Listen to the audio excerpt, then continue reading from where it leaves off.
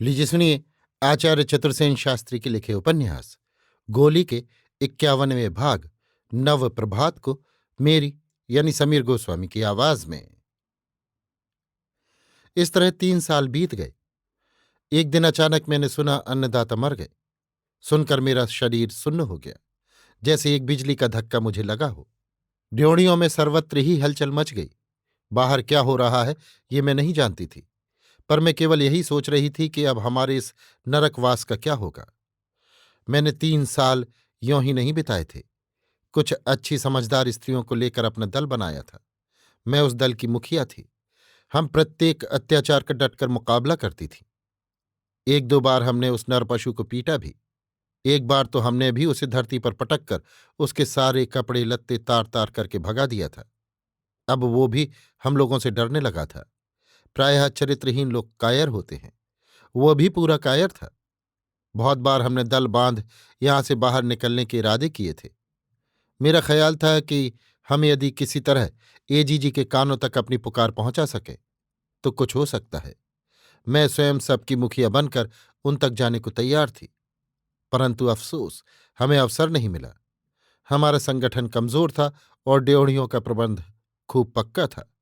ज्यों ज्यों हम दलबद्ध होती जाती थीं, वो पशु भी अपनी सुरक्षा और जिम्मेदारी के लिए चाक चौबंद होता जाता था। अब एकाएक हिजाइनेस के मर जाने से हमने फिर निकल भागने के हौसले नए किए और सुअवसर की ताक में बैठ गईं। अब हम यहां तक आमादा थीं कि आवश्यकता हो तो इस नरपशु को जान से मार डाला जाए। अब हमारा संगठन भी बढ़ गया था। महाराजा धीराज का कोई औरस पुत्र रानियों से न था, इसलिए कुर्सी नामे के अनुसार एक संबंधी युवक ठाकुर गोद आया और वो उसी दिन राजा घोषित हो गया। राजस्थान का ऐसा ही रिवाज है, राजा कभी मरता नहीं है और गद्दी सूनी रहती नहीं है। राजा के मरते ही चाहे औरस पुत्र हो या गोद आया हुआ व्यक्ति, वो तुरंत राजा घोषित हो जाता है और उसके राजा होने पर मृत राजा नहीं रहता। उस समय नए राजा को सूचना दी जाती है, पृथ्वीनाथ, एक सिपाही मर गया है, उसके लिए क्या आज्ञा है। तब नया राजा हुक्म देता है, उसकी हस्ब हैसियत उत्तर क्रिया की जाए। तब उसकी लाश उठती है, दाह होता है तथा अन्य आवश्यक उपचार होते हैं। नया राजा न सूतक मनाता है, न मृत राजा की उत्तर क्रिया में भाग लेता है। उसे प्रायः ऐसा करने का अवकाश ही नहीं मिलता। राजा के मरते ही उसके मित्र कृपापात्र उसकी कृपाओं से लाभ उठाने के लिए उसे आ घेरते हैं। मृतक का शोक और सूतक जैसे उसी में डूब जाते हैं। राजा को मरे 10 दिन बीत चुके थे। अभी हम ये सोच ही रही थी कि हमें क्या करना चाहिए कि नया राजा ड्योढ़ियों में आया। वो 21 बरस का तरुण सुंदर स्वस्थ कुमार था। वो नए युग का सभ्यशिष्ट युवक प्रतीत होता था। उसने हम सबको एकत्र किया और एक संक्षिप्त भाषण दिया। उसका सार ये था कि अब से हम सब स्वतंत्र हैं, जिसका जहां जी चाहे चली जाए, कोई रोक टोक नहीं होगी। जिसका कोई और बंदोबस्त अभी न हो या जिसका कोई ठिकाना न हो, वो चाहे तो यहां रह सकती है। मैं आगे बढ़ी। शिष्टाचार के अनुसार मैंने राजा का अभिवादन किया और अंग्रेजी भाषा में मैंने उससे कहा, आप जब इस प्रकार इस नरक कुंड से हम अभागिनों का उद्धार कर रहे हैं, तब इतनी कृपा कीजिए कि इस नरपशु की छाया यहां से हटा दीजिए और एक योग्य अफसर को नियुक्त कर दीजिए कि वो हम अभागिनों को अपने सगे संबंधियों तक पहुंचा देने की व्यवस्था कर दे। मेरी बात सुनकर तरुण राजा मेरे निकट आया। उसने कोमल स्वर में पूछा, आप चंपा जी हैं क्या? मेरी स्वीकारोक्ति पर उसने मुझे प्रणाम किया और कहा, आपके संबंध में मैंने बहुत कुछ सुना था, लेकिन आप यहां हैं ये मैं न जानता था। सब लोग तो यही समझते हैं कि आबू में आपकी मृत्यु हो गई। एक बार स्वर्गवासी श्रीमान ने भी यही कहा था, पर कल ही वासुदेव महाराज ने आपकी बाबत मुझे बताया। मैंने कहा, भाग्य मुझे यहां ले आया।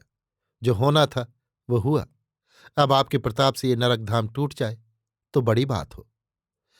वो तो सब होगा ही, और मैं जैसे आपने कहा है वैसी ही व्यवस्था कर दूंगा।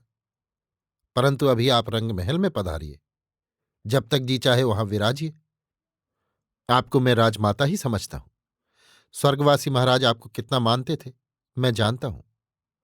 मेरी आंखों में आंसू आ गए। एक बार पुरानी बातें फिर मस्तिष्क में घूम गईं। मैंने कहा, महाराज मैं गोली चाकर हूं। मेरे साथ महाराजा धीराज का ये शिष्टाचार सोहता नहीं है। आपने मुझे रंगमहल में चलने की आज्ञा की, आपकी कृपा है, परंतु वहां अब मेरा कोई स्थान नहीं है। फिर अभी तो यही मेरी आवश्यकता है। आपकी आज्ञा से मैं यहाँ की प्रत्येक स्त्री की जो बन सके सहायता करना चाहती हूँ। आपने इन्हें स्वतंत्र करने का जो पुण्य किया है उसमें मैं अपनी सेवाएं पेश करती हूँ। ये तो आपका बहुत ही उत्तम विचार है। इस व्यक्ति को मैं अभी यहां से हटा देता हूं और एक राजपुरुष को अभी नियुक्त करता हूं।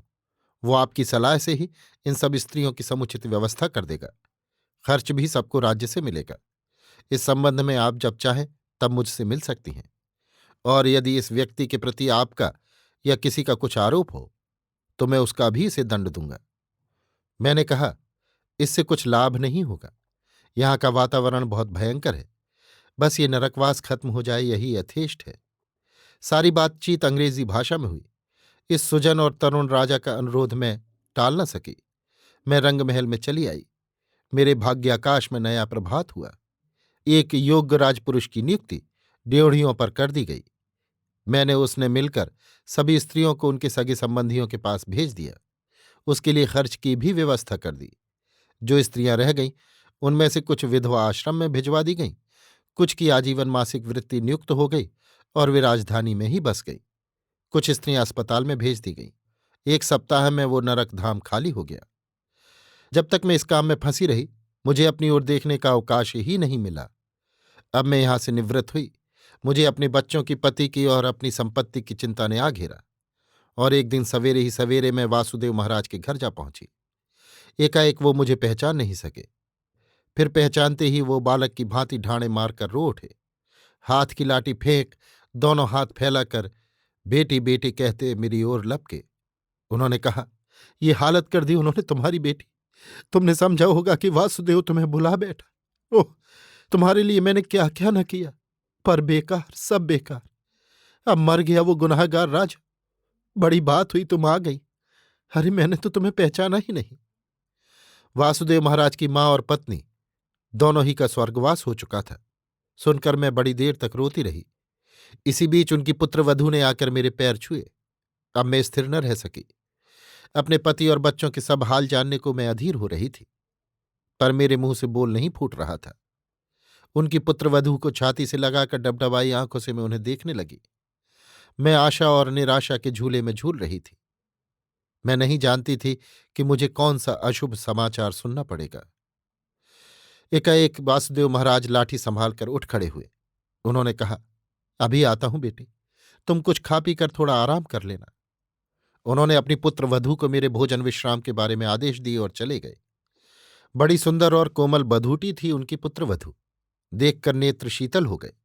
कुंदन सा रंग, चंपे की कली सी देह यष्टि और वीणा विनिदित मृदु मधुर वाणी, विनय और शील की प्रतिमूर्ति सी। जी में आता था अपना कलेजा चीर कर उस स्निग्ध मुग्धा बाला को उसमें रख लूं। वो जल्दी जल्दी रसोई बना रही थी और मैं रसोई के द्वार पर पीढ़ा डालकर बैठी उससे बात कर रही थी। उसकी बातचीत से मेरा तन मन पुलकित हो रहा था। भूल गई थी मैं उस नारकीय जीवन की दुखद स्मृतियों को। आह, कहाँ वहां का कोलाहल, गाली गुफ्ता, निर्लज्ज जीवन और कहाँ ये अमल धवल कोमल कुसुम कली। भोजन तैयार होने पर उसने बहुत आग्रह किया कि मैं भोजन कर लूं, पर मैंने कहा, नहीं नहीं बेटी, अभी नहीं। पिताजी आ जाएं तो उन्हें भोजन कराकर प्रसाद लूंगी। आओ, तुम तब तक अपनी मीठी मीठी बातों से मेरे मन को शीतल करो। बड़ी देर तक हम दोनों बातें करती रहीं। 3 वर्ष से बाहर की दुनिया के बहुत से समाचार मुझे ज्ञात हुए, परंतु अपने पति और बच्चों के संबंध में तो मैं कुछ पूछने का साहस न कर सकी, इस भय से कि न जाने क्या अशुभ समाचार सुनने को मिले। वासुदेव महाराज आ गए। एक छोटी लड़की उनकी उंगली पकड़े हुए उनके साथ थी। स्वर्ग की परी के समान सुंदर थी वो बालिका। मैं ठगी सी देखती रह गई। मेरा कलेजा धड़कने लगा। क्या ये मेरी ही बेटी है? इस आशंका ने मुझे अधीर कर दिया। मुझा भागिन की मूढ़ता तो देखिए, अपनी ही संतान को मैं न पहचान सकी। पर दूसरे ही क्षण मेरे सारे संदेह निवृत्त हो गए। मेरा पति मेरी दोनों लड़कियों को साथ लिए उनके पीछे पीछे आ रहा था। देखते ही मेरी आंखें बरस पड़ीं। आंसुओं ने मेरी दृष्टि बंद कर दी। मैंने केवल अपने हाथ पसार दिए। अब तीनों बालक मेरी छाती से लगे थे। ओह, मैं स्वर्गीय सुख का अनुभव कर रही थी। मैं फिर से जी उठी थी। कोई कुछ भी न बोल रहा था। ये हमारा मूक मौन मिलन बड़ा अद्भुत था। कोई भला कैसे हमारे उस सुख मिलन का अनुमान कर सकता है? क्या इस पृथ्वी पर कोई मेरे समान भी ऐसा प्राणी होगा जो सदेह नरक से लौटकर स्वर्ग में आ पहुंचा हो? धीरे धीरे मैं स्थिर हुई। हम सब दालान में बिछे फर्श पर जा बैठे। बच्चियां मुझे आंखें फाड़ फाड़ कर देख रही थीं। हाय हाय, वे जानती थीं कि यह अभागिन उनकी मां है। यद्यपि मेरे पति ने और वासुदेव महाराज ने उनसे बारंबार कहा था कि तुम अपनी मां के पास चल रही हो। इस अभागिन मां की बहुत बहुत मीठी, खट्टी, झूठी, सच्ची बातें मेरे पति ने बच्चों को बताई थीं। वे शायद अब सब उनके सरल तरल बाल मस्तिष्क में घूम रही थीं। पर वे एकाएक सर्वथा अपरिचित स्त्री को कैसे मां कह सकती थीं? ऐसी स्त्री को जिसके 2 दांत टूट चुके थे, चेहरे पर विषाद और वेदना की रेखाएं खिंच गई थीं, बाल पककर खिचड़ी हो गए थे और शरीर सूखकर हड्डियों का ढेर रह गया था। मैंने छोटी मुन्नी को खींचकर अपनी छाती से लगा लिया। उसने विरोध नहीं किया, चुपचाप मेरी गोद में मुंह छिपाकर बैठ गई। मैं धीरे धीरे उसके शरीर पर हाथ फेरती रही और रोती रही। आपको मैं कैसे कहूं कि मुझे, हाँ हाँ, मुझ मां को अपने किसी बच्चे का नाम नहीं ज्ञात था। अब भला मैं मां होकर किससे पूछूं कि मेरी बेटियों, तुम्हारे क्या क्या नाम है? फिर मेरा बोल भी तो नहीं फूट रहा था। मेरी मुन्नी 8 वर्ष की थी, जो मेरी गोद में मेरे घुटनों पर मुंह रखे बैठी थी। वो कभी कभी अपनी कमल सी आंखें उठाकर मेरा मुंह देख लेती थी और फिर लाज से अपना मुंह मेरे घुटनों में छिपा लेती थी। दूसरी लड़की 12 वर्ष की थी और तीसरी 15 वर्ष की। तीनों ही रूप उजागरी थी। उन्हें देखकर मुझ कलमुही को अपने बचपन के दिन याद आ रहे थे। मैं भी तब ऐसी ही थी। मैंने जैसे अपना ही रूप अपने बच्चों को दिया था। देखते नहीं थकती थी। जी चाहता था कि घोल कर उन्हें आंखों से पी जाऊं। बड़ी बेटी शायद बहुत कुछ समझती जानती थी। वो बड़ी बड़ी आंखें उघाड़कर मेरी ओर देख लेती और फिर आंखें नीची कर लेती थी। मझली लड़की देख रही थी और मुस्कुरा रही थी। वो बीच बीच में अपने पिता से धीरे से पूछ बैठती थी, मां बोलती क्यों नहीं? अपने पति की ओर तो अभी मेरी आंखें ही नहीं उठ रही थी। क्षमा कीजिए, अब तो मैं उनका नाम लूंगी नहीं, चाकर की भांति उनका उल्लेख करूंगी नहीं। वो मेरे पतिदेव हैं, परमेश्वर हैं, इसलिए अब तो मैं उन्हें पति कहकर ही पुकारूंगी। बच्चों से छुटकारा पाकर मेरी आंखों ने उन्हें देखा। एक लुटा पिटा सा शरीर, वो गठीला बदन अब न था, न वो उज्ज्वल घनश्याम रंग। बहुत काला हो गया था उनका रंग। माथे पर झुर्रियां पड़ गई थीं। सादा मोटे वस्त्र शरीर पर थे, पर चेहरे पर प्रसन्न मुद्रा थी, जैसे कुछ हुआ ही नहीं है। अपने मन का आंतरिक आनंद वो छिपा नहीं पा रहे थे। बीच बीच में बच्चों से धीरे धीरे बातें कर रहे थे। दांत एकाध उनका भी टूट गया था, फिर भी वो बहुत मजबूत थे। अत्याचार उन पर भी बहुत हुए थे, ये उनकी दृष्टि से प्रतीत हो रहा था। हमारा ये मूक मिलन न जाने कब तक होता रहता। इसी समय वासुदेव महाराज की पुत्र वधू ने भोजन का संकेत किया। वासुदेव महाराज ने चौंक कर कहा, अरे, तुमने अभी भोजन नहीं किया? और वो फुर्ती से उठे। सबने हंसी खुशी एक साथ भोजन किया। वासुदेव महाराज का सुपुत्र भी आ गया था। 2 साल से स्टेट कोर्ट में ही वकालत करता था वो। वासुदेव महाराज ने कहा, बड़ी बहन है, पैर छुओ। और मेरे रोकते रहने पर भी ब्राह्मण कुमार ने मेरे पैर छुए। मेरे ही क्यों? कहते लाज आती है। महाराज ने मेरे पति को दामाद कहकर अपने पुत्र से परिचित कराया और उस सुशील कुमार ने उनके भी पैर छुए। हम गोले गुलाम, जन्म जन्म के शूद्र अछूत, जिनकी उम्र सेवा करते बीत चुकी, जिनके जीवन में कलुष ही धर्म के रूप में विचरण करता रहा, उनके चरण आज एक विद्वान ब्राह्मण कुमार छू रहा था। और हम सब गोले गुलाम और ब्राह्मण एक साथ एक आसन पर बैठकर समान भाव से एक परिवार के अभिन्न सदस्य की हैसियत से भोजन कर रहे थे। मेरे गत 42 वर्ष के जीवन का ये प्रथम अनुभव था। अनहोनी घटना थी। आज हमारे जीवन का फिर नव प्रभात उदित हुआ था। हम पवित्र होकर जैसे जन्म जन्म की गुलामी से शुद्ध मुक्त होकर इसी जन्म में सभ्य शिष्ट नागरिक बन रहे थे। अभी आप सुन रहे थे आचार्य चतुर्सेन शास्त्री के लिखे उपन्यास गोली के 51वें भाग नव प्रभात को मेरी यानी समीर गोस्वामी की आवाज में।